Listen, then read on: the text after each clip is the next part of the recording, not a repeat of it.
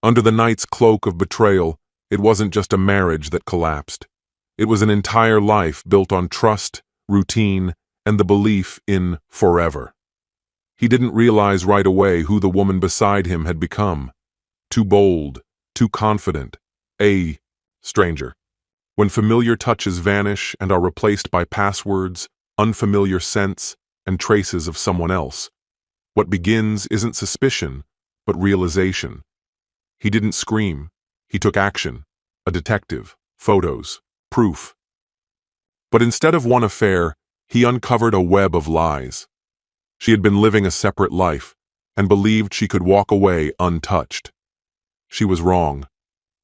He didn't just tear down the house they built. He burned everything to the ground, coldly, precisely, without mercy. Hello, my friend. I'm so glad you stopped by my channel. If you're here for the first time, don't forget to subscribe and share this video with your friends or family. It really helps my channel a lot.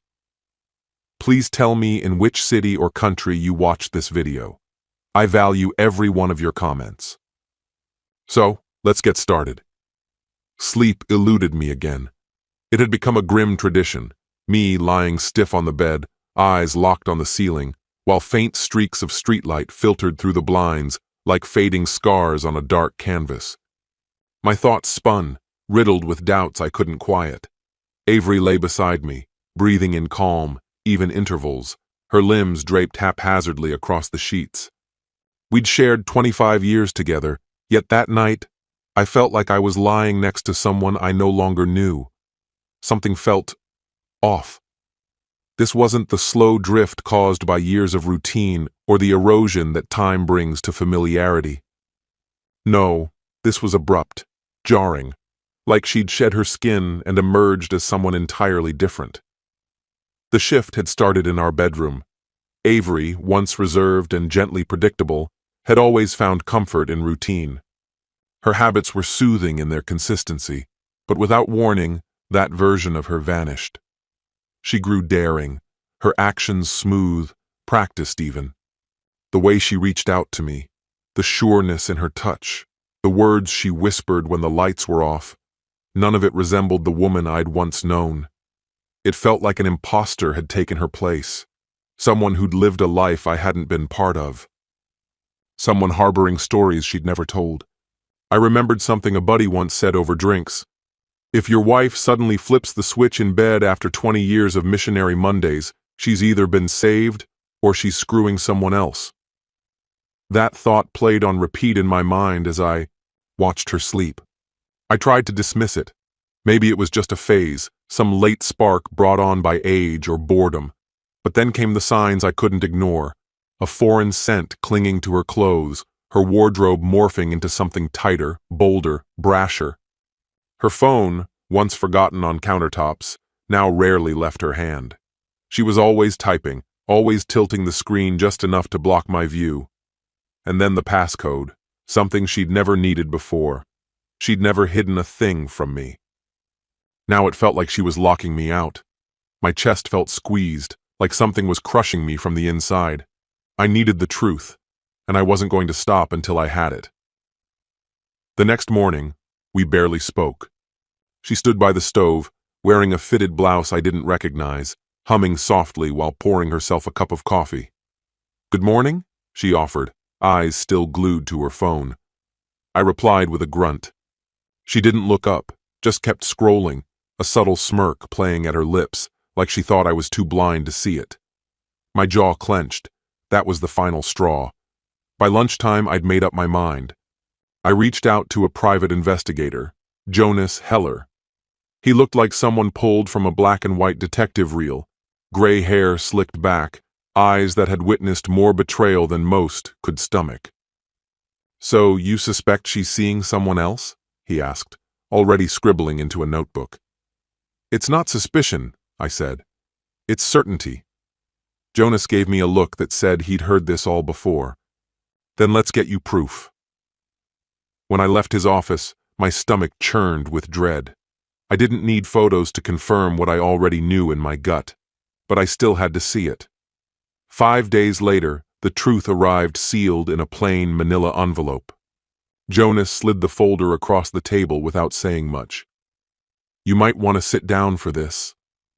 My hands shook as I undid the clasp, and there she was, Avery, standing in a hotel parking lot, smiling with a man I didn't recognize. They were too close, touching, intimate. I flipped to the next image. They were kissing, the kind of kiss that said this wasn't accidental, it wasn't a lapse in judgment, it was orchestrated, ongoing. A surge of heat rushed through me, rage and sorrow in equal measure. My fists clenched around the edge of the photos, heart hammering in my chest. There's more, Jonas said quietly. I nodded, unable to form words, and turned the pages. More images. More men. It wasn't an affair. It was a double life. A part of her I'd never known. Avery had been living in shadows, and now the spotlight had found her. That night, I waited. She came in late, much too late. I sat at the dining room table, the photographs arranged in front of me like damning evidence at a trial.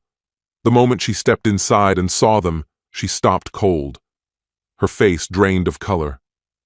What is this? She stammered, voice brittle. I tapped the stack once. Why don't you explain it to me? She opened her mouth, then closed it again. No excuse would do. I pushed back my chair, the scrape of wood on wood loud in the stillness. How long, Avery? I asked. Her eyes welled up. Caleb, please! How long?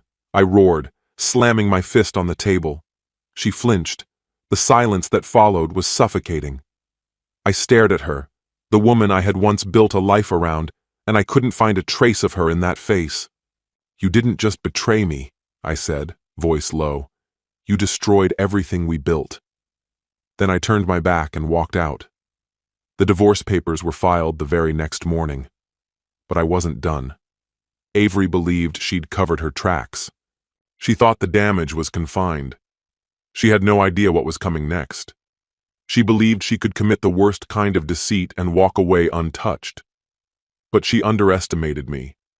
I wasn't going to let her disappear without consequence. I was going to take everything, and then finish her. In the aftermath of handing Avery the divorce papers, an eerie calm settled over the house. No screaming, no hysterics. Just a cold, empty silence. She stared at the documents as if they were written in hieroglyphics. One evening, as we sat opposite each other at the dinner table, she murmured, You're blowing this way out of proportion. Ridiculous, Caleb, she added with a scoff. I almost laughed. Ridiculous? I leaned in, my voice ice cold. Is that what you think this is? Avery, I've got the evidence. Photos, messages, 3 different guys. I know all about the Pure app. You've been living a double life, sneaking around while pretending to be the devoted spouse. Don't. My hands clenched, my words trembling with rage. Don't you dare act like I'm the one being ridiculous. She tightened her mouth into a line, arms crossed defiantly. I was miserable, she said under her breath. You stopped noticing me. A bitter laugh escaped me. Oh, I notice you now, believe me, just not in the way you were hoping. Her eyes flickered, suddenly uncertain. She sensed I wasn't done, that something was coming. And that's exactly what I wanted. I wasn't ready to reveal my hand. Not yet. I wanted her to simmer in that quiet, unnerving suspense. Let her mind wander to all the ways I could retaliate. What she didn't know was that her betrayal gave me every advantage.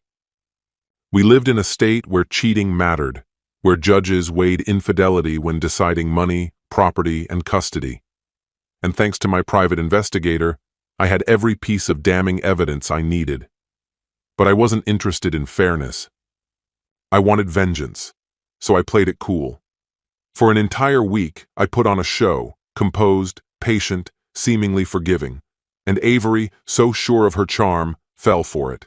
She thought I was softening, warming up to a reasonable deal. One night, she eased onto the couch next to me, syrup in her voice.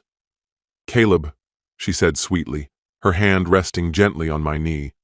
Maybe we don't need to fight this out. Maybe there's a better way. I gave her a thoughtful look. A compromise? I echoed. She lit up. Yes, there's no reason to make this messy. We can work it out, just us. I nearly laughed in her face. After months of sneaking around and humiliating me, she wanted to smooth things over like we were civil friends catching up over coffee. Classic Avery. She had no idea what was coming. While she thought she was leading me to some peaceful middle ground, I was baiting the hook. I was setting a trap she wouldn't see until it was too late.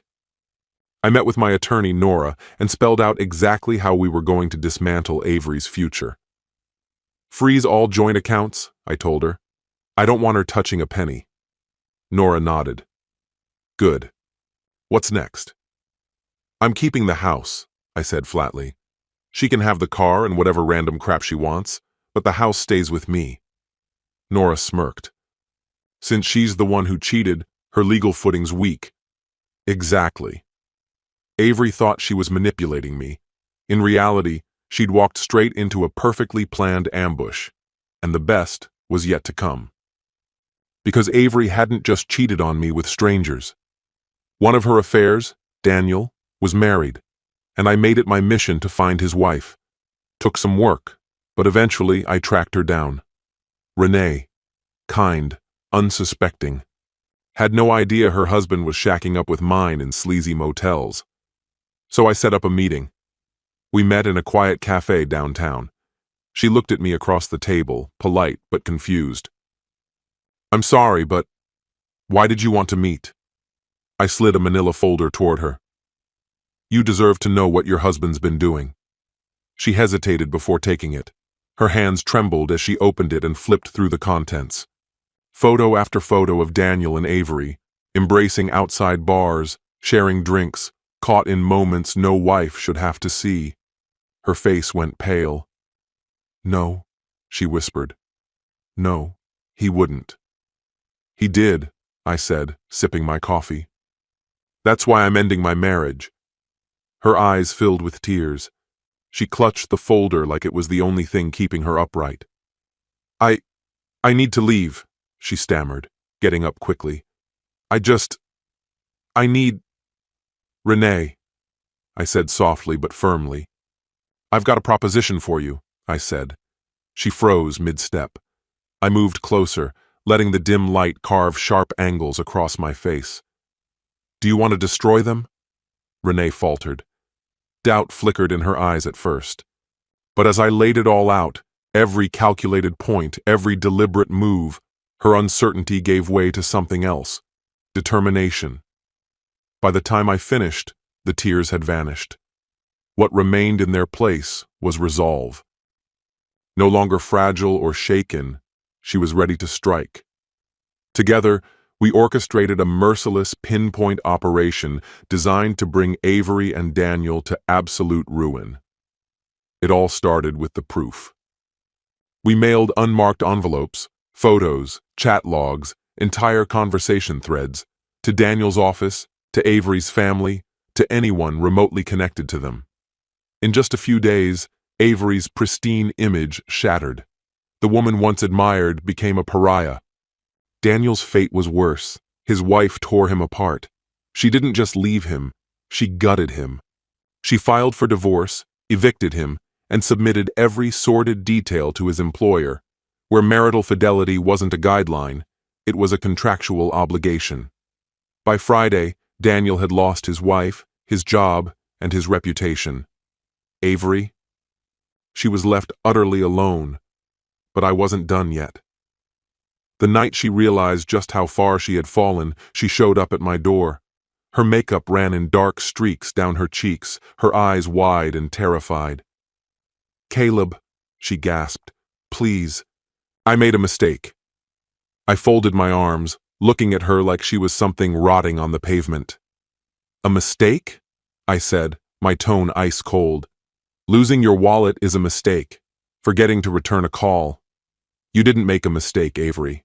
You made a choice, over and over again." She crumbled in front of me, sobbing uncontrollably. "I just want to fix things," she pleaded. I laughed, a harsh, guttural sound that cut through the night like a blade. "Fix this?" I stepped in close, towering over her. "You wrecked everything. You betrayed everything we had. You turned into the very thing you used to hate, a fraud, a traitor. And now you're begging for forgiveness?" She nodded, desperate, clinging to whatever sliver of hope she had left. I leaned forward, my voice a whisper, but sharp enough to pierce. "I want you to remember this moment for the rest of your life. You, on your knees, asking me for another chance." Then I stepped back, eyes hard as steel. "Because this is the last second you'll ever get from me." And I slammed the door shut.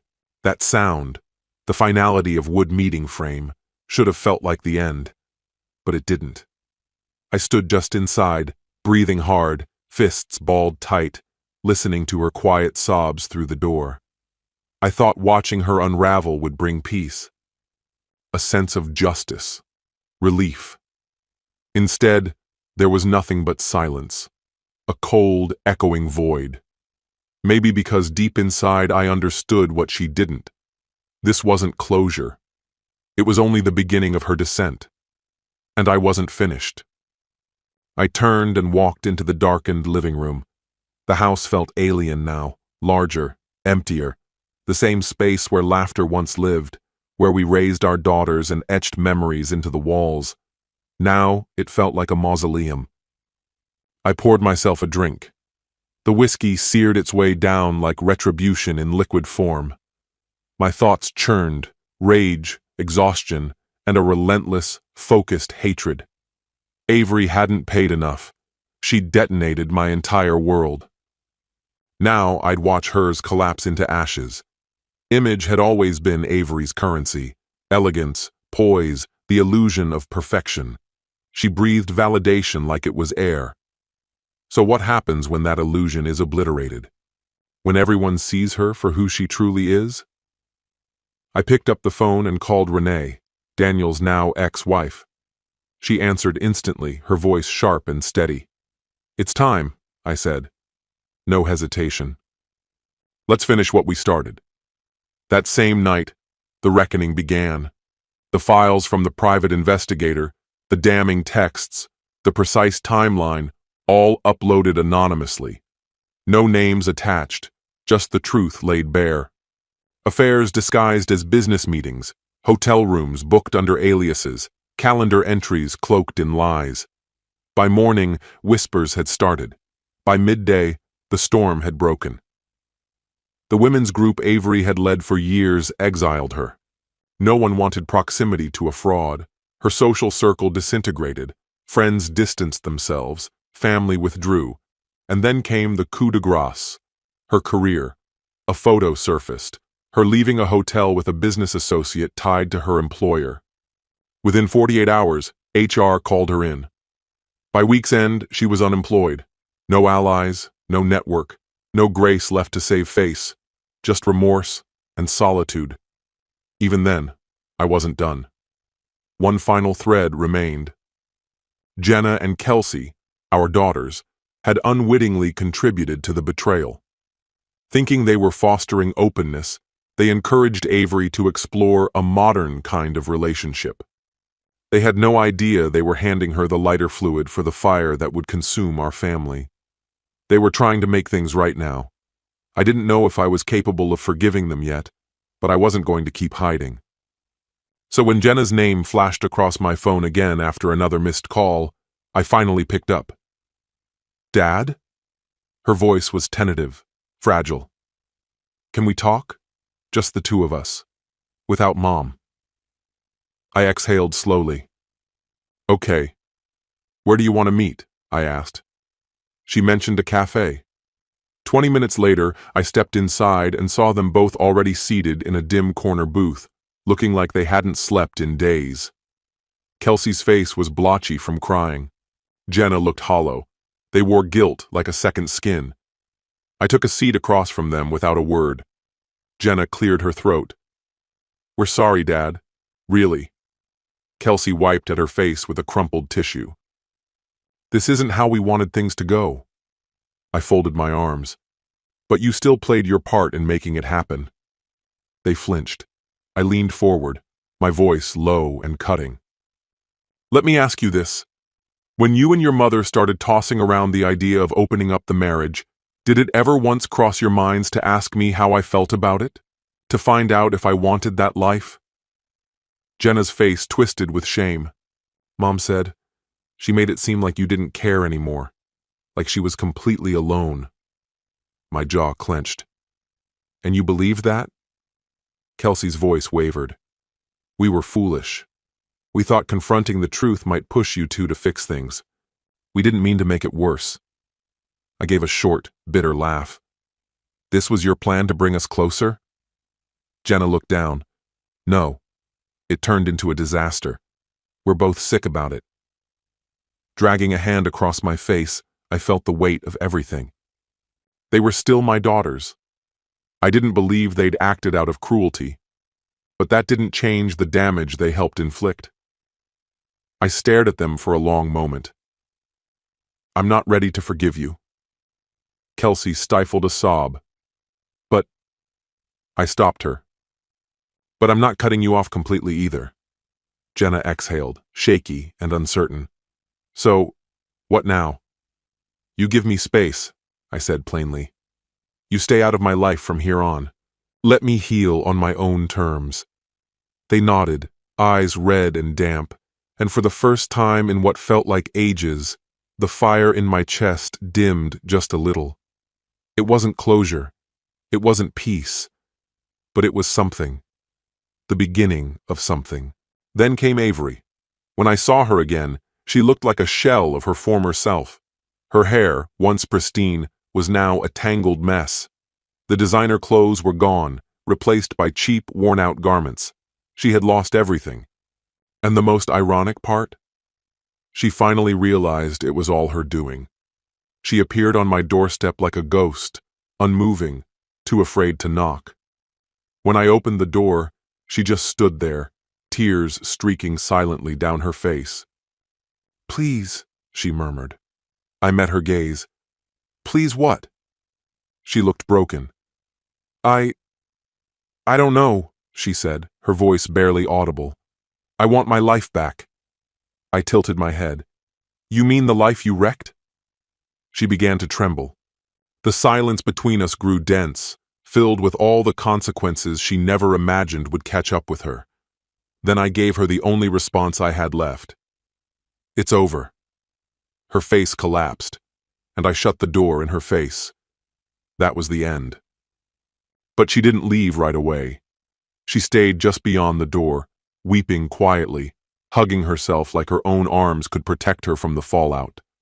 I watched through the peephole. I didn't feel fury or sadness, not even relief, just nothing. She'd made her choices, and now she had to live with them. I walked away from the door. Eventually, the sound of her crying softened, and I heard the slow, defeated shuffle of her feet descending the porch. When I checked again, she was gone. Truly gone. But she hadn't hit bottom yet, not completely. There was still one last thing she hadn't lost: the money. She'd been surviving on what little savings she had left, probably believing she could bounce back. What she hadn't realized was that I'd already pulled out every support beam beneath her. She was unemployed, and HR had made sure that no new doors would open. No job, no allies, just the fallout of her own making. Her social circle had disintegrated, and whatever reputation she once clung to was now in shambles. I made sure to conclude the divorce strictly on my own terms. She walked away with only what the court mandated. No assets, no financial support, and certainly no trace of the opulent life she once flaunted so proudly. The woman who once thought she was untouchable was now completely powerless. She tried reaching out to a few of her former affairs, but unsurprisingly, not one of them responded. Daniel disappeared completely. Logan cut her off without a word. And that clown who used to go by Nacho's Man, he didn't even remember her name. Whatever spell she once cast had long since worn off. She was no longer the fantasy she'd pretended to be, just a discarded shadow of who she thought she was. Then came the cruelest blow. A mutual acquaintance told me Avery had moved into a dilapidated apartment near the city limits, from luxury high-rises to a crumbling one-bedroom with peeling paint and broken blinds. The irony? It was the very same seedy motel where she once carried out her betrayals. That place was now her home. I hadn't spoken to Jenna or Kelsey, not because my love for them had faded, but because I hadn't been ready to forgive. Then, one night, Kelsey appeared at my doorstep alone. She stood on the porch, pale and hesitant, holding a small envelope tightly in her hands. I paused at the door before stepping outside. "What are you doing here?" I asked. She hesitated, then said, "Dad, I need to talk to you." I crossed my arms. "I'm listening." Her voice shook. I want to see Mom." My muscles tightened. Her eyes dropped. "She's not okay." I let out a dry, bitter laugh. "That's not my problem anymore." Pain flickered in her expression. I know this is all her fault. But seeing her like that, it made something click for me. "We all had a hand in this," she whispered. I stayed silent. Then she held the envelope out toward me. "It's a letter, from me and Jenna. We didn't trust ourselves to say it right, so we wrote it instead." I hesitated before finally taking it. Kelsey pressed her lips together, barely audible now. "We miss you, Dad." Before I could reply, she turned and walked away. I stood there long after the door had closed behind her, the envelope still in my hand. Eventually, I opened it. Every word inside was soaked with sorrow, regret, and a desperate yearning. As I read, the bitterness I'd carried for so long began to crack. Time passed. I slowly began rebuilding. I returned to work, reconnected with old friends.